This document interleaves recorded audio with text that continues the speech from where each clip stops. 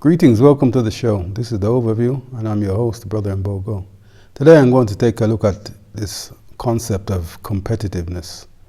You hear the talk about Western societies that were very competitive, not just economically, but in their social structure. So all about winners and losers.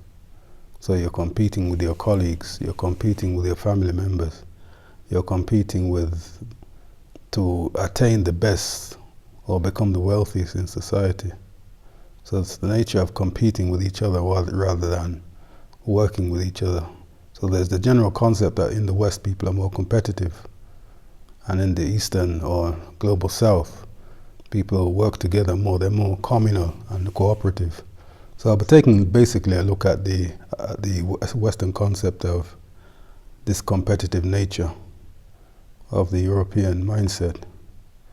So I'll start by defining this idea of competitiveness or competition. So on dictionary.com, on the website, they're saying basically the act of competing, rivalry for supremacy, a prize, etc., a contest for some prize, honor, or advantage, the rivalry offered by a competitor or competitors. And in a sociological understanding, rivalry between two or more persons or groups for an object desired in common, usually resulting in a victor and a loser, but not necessarily involving the destruction of the latter. So it's about winning and losing. In the West, not that their societies are totally, it's not totally about winners and losers. Otherwise you wouldn't have a welfare system. But the welfare system is mainly for those, you could argue that those are the losers because they have to turn around and depend on some kind of welfare system. The winners are those who are able to cope for themselves. So let me continue. Western philosophers emphasize freedom and independence, whereas Eastern traditions like Taoism tended to focus on concepts of unity. So this idea of freedom and independence, these Western concepts of individual independence and individual freedom, as opposed to a society where you have obligations and duties. So the concept of rights itself is about freedoms and entitlements, rather than things that you're supposed to do to contribute to society. Continuing, Confucius, for instance, emphasized the obligations that obtained between emperor and subject, parent and child, husband and wife, older brother and younger brother, and between friend and friend. So the more of a family connection in traditional societies as opposed to in Western societies, it's about, although yes, families are there, but it's more about the individual and what the individual can do in society for themselves rather than being obligated to do things for the family. But taking excerpts from a number of papers, and there's a particular report about the concept of individualism and collectivism. The research that went into the subject looked at whether there's really a difference between East and West, a defined difference between East and West in terms of, is the West really more individualistic than the East? And there are several studies that have been looked at, and this particular study concludes that yes, there is a difference, but future study. There's another second study which is assessing whether the original study was correct.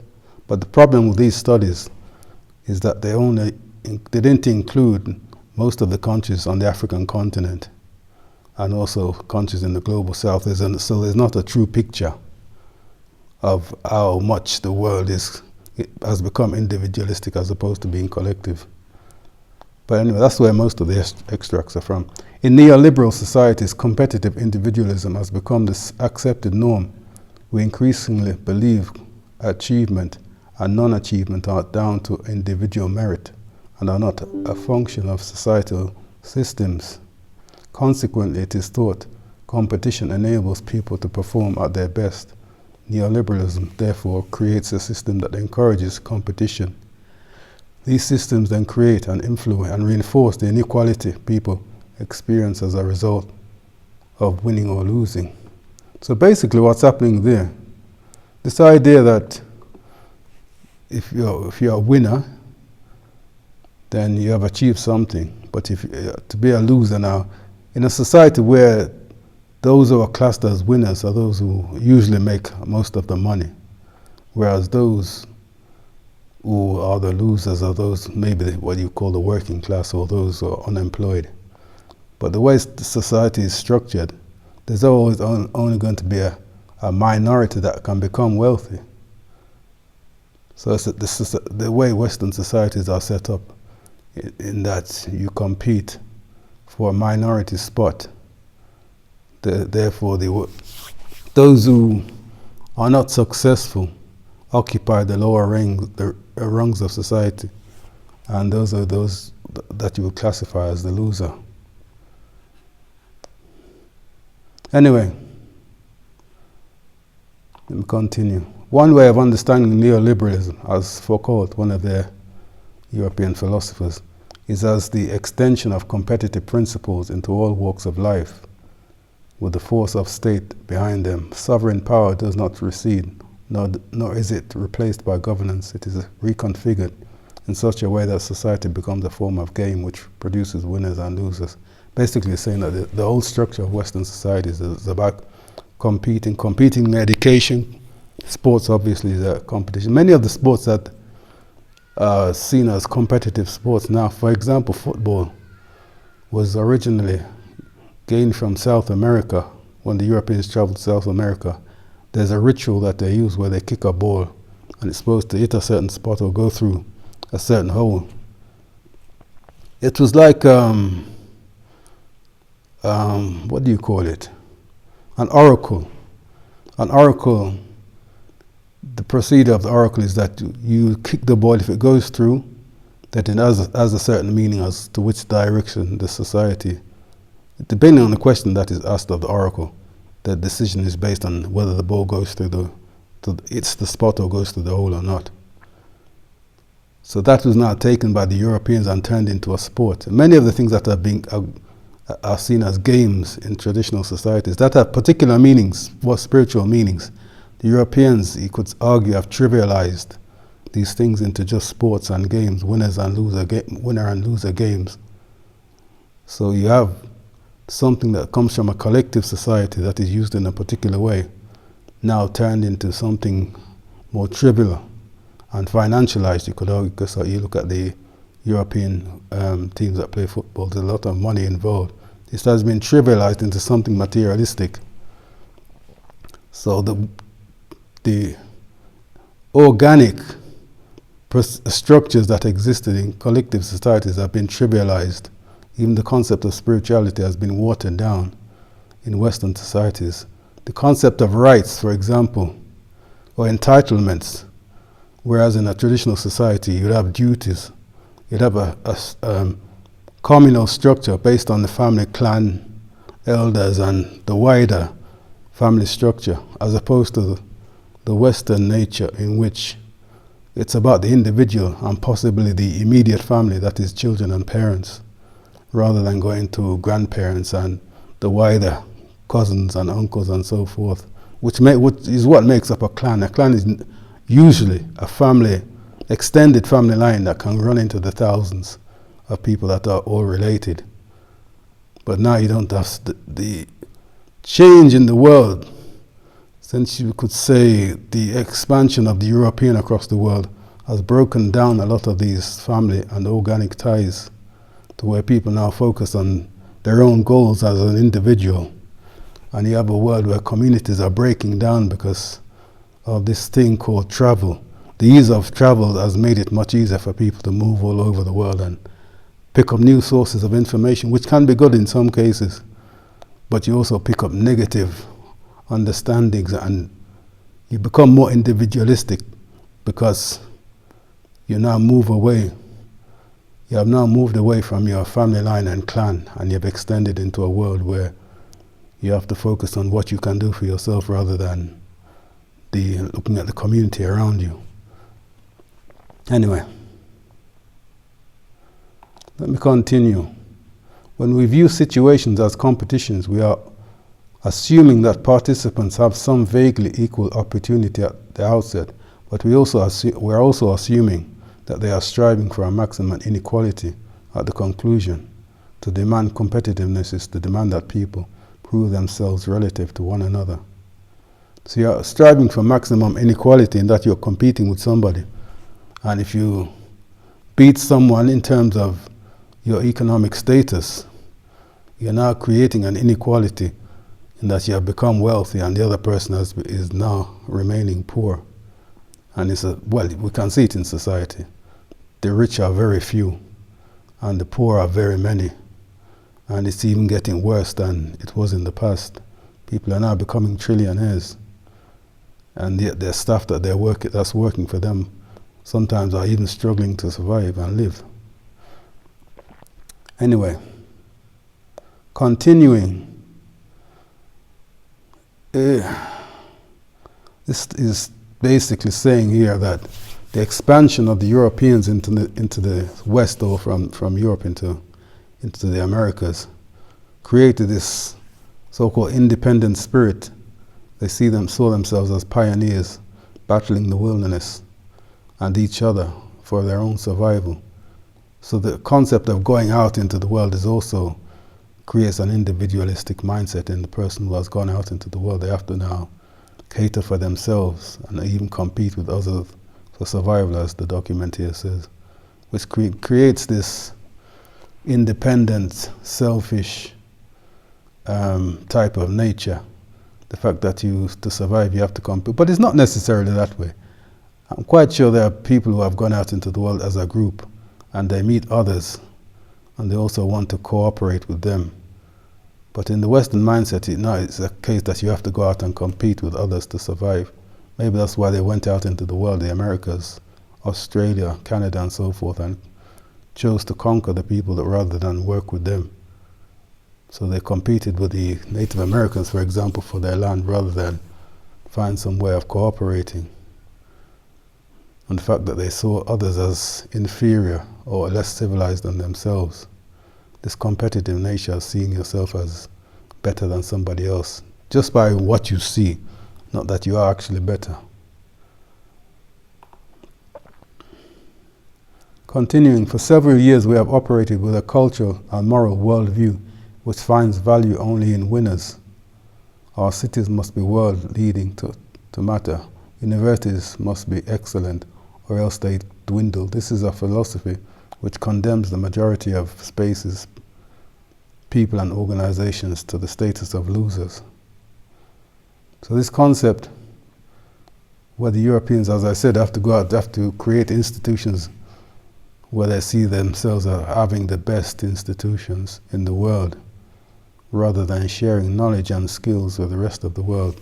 They want to monopolize knowledge, for example, and even skills and technology, so that in order to use their technology, you have to pay a tax, or you can't use the technology at all. So the development, in some ways, maybe that is good. What the Global South maybe shouldn't adopt a lot of these new technologies, in particular that the West is developing, so that they can maintain a certain level of naturalness to their societies, rather than adopting this new transhumanist ideologies which many in the West want to adopt, while the technocrats and the wealthy owners of technology companies want to bring in these new forms of technology and transform the human into something else.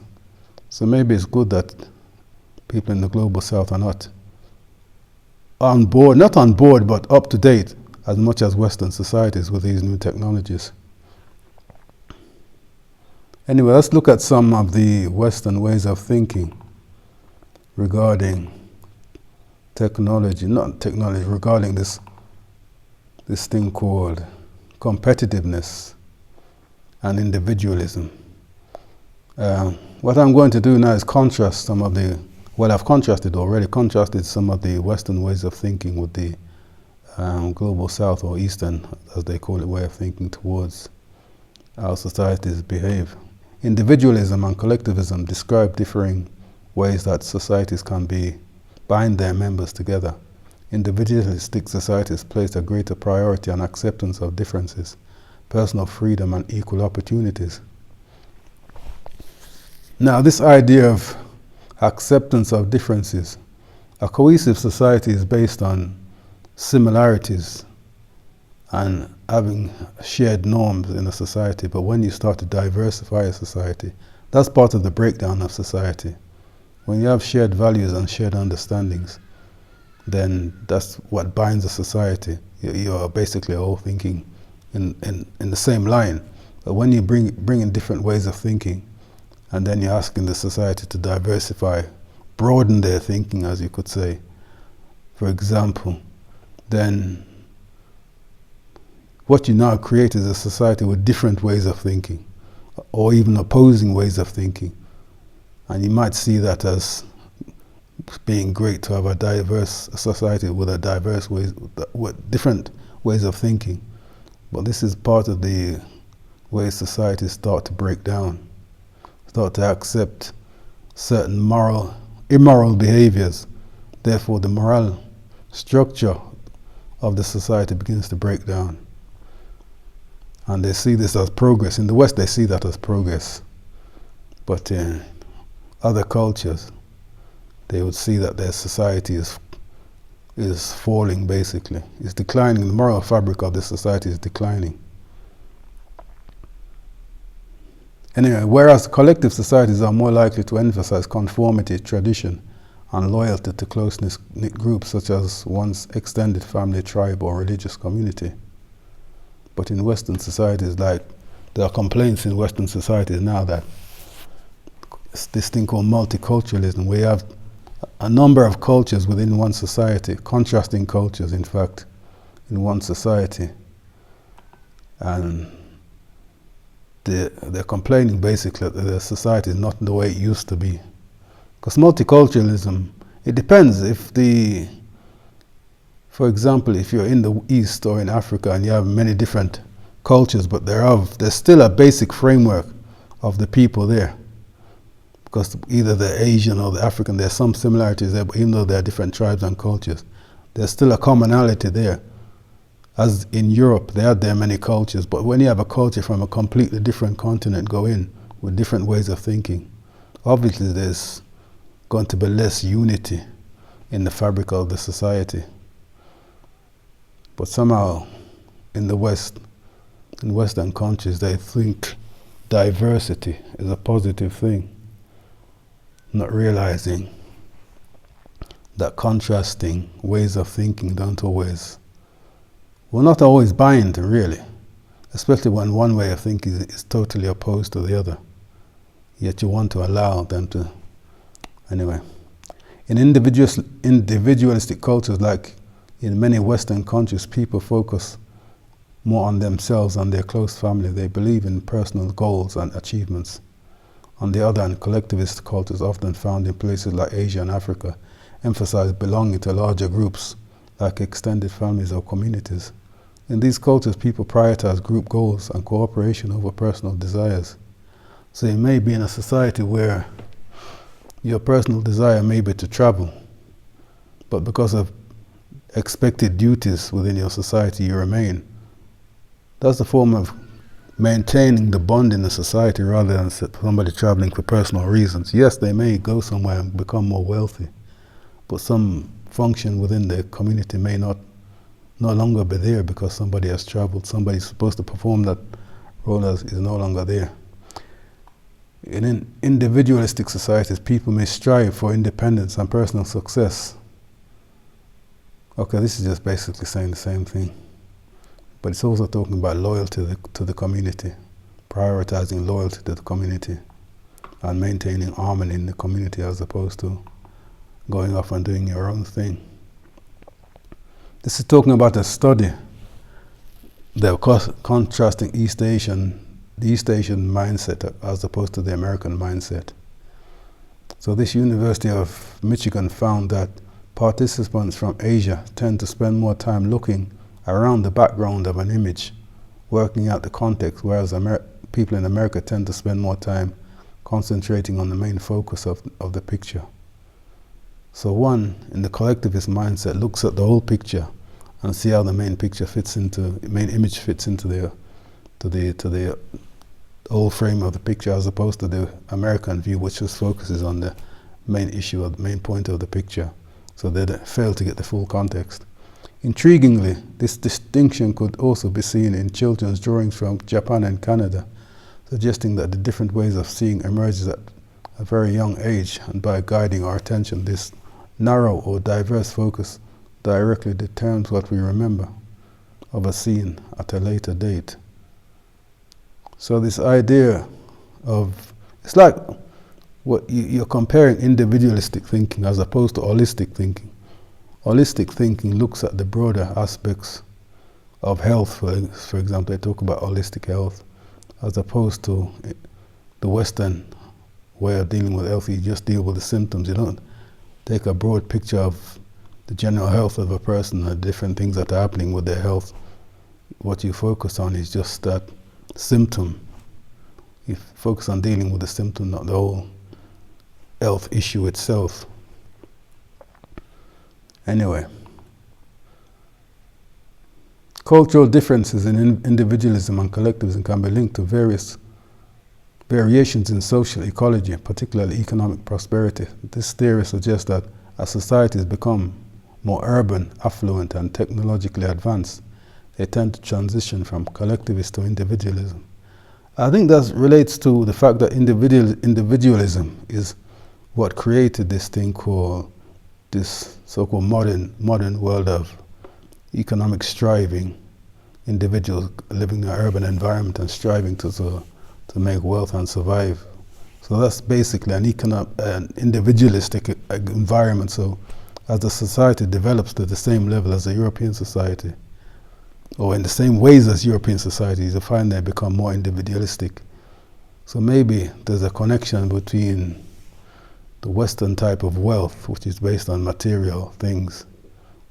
Because there's a perception, traditional perception that, or a religious or spiritual perception that your wealth is not something that you have for yourself. Your wealth is your access to resources, and the resource could be the people around you. So in a collectivist society, you're rich because you have all these people around you, family and extended family, that can do things for you. Not in terms of you paying them, but the wealth is in that fact that you have people around you that can help you to do whatever you want to do, rather than you striving to do something yourself. Anyway, continuing.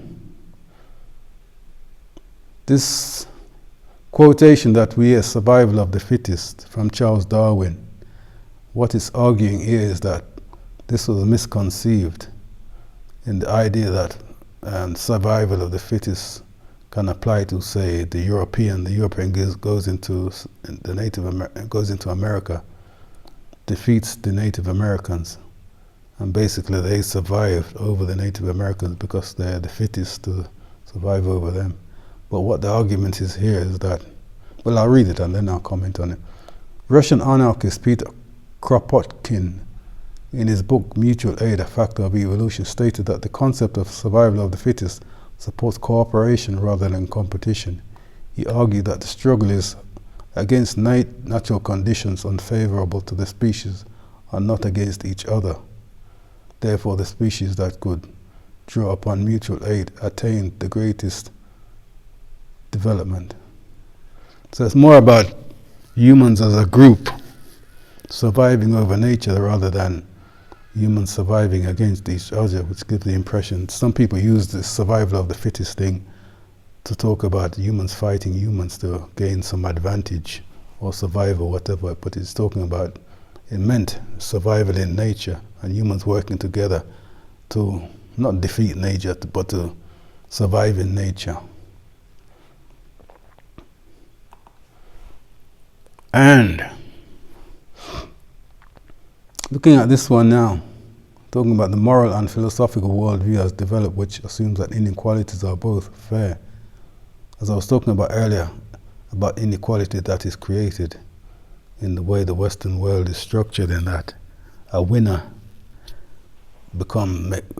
this idea of competing with somebody economically already creates a winner and loser situation, and that is the way the Western world is set up, that people take it for granted that some become wealthy and the others remain poor, and that's the nature of society.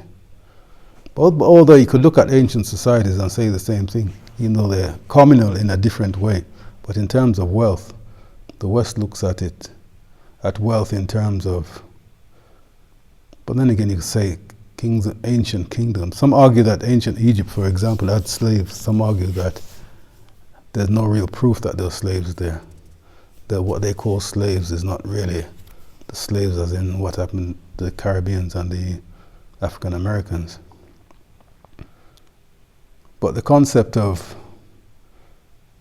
wealth, becoming wealthy, naturally creates inequalities, because only a minority will always be wealthy, and as I said before, usually well, it doesn't have to be that way. If a society developed a system where those who were supposed to become wealthy shared their wealth with the community, then you'd have a society where there's not really those who are extremely wealthy and those who are extremely poor.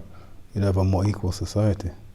And that can only come from a more communal and collective type of society, not a society where you take it for granted that people become extremely wealthy and some remain extremely poor.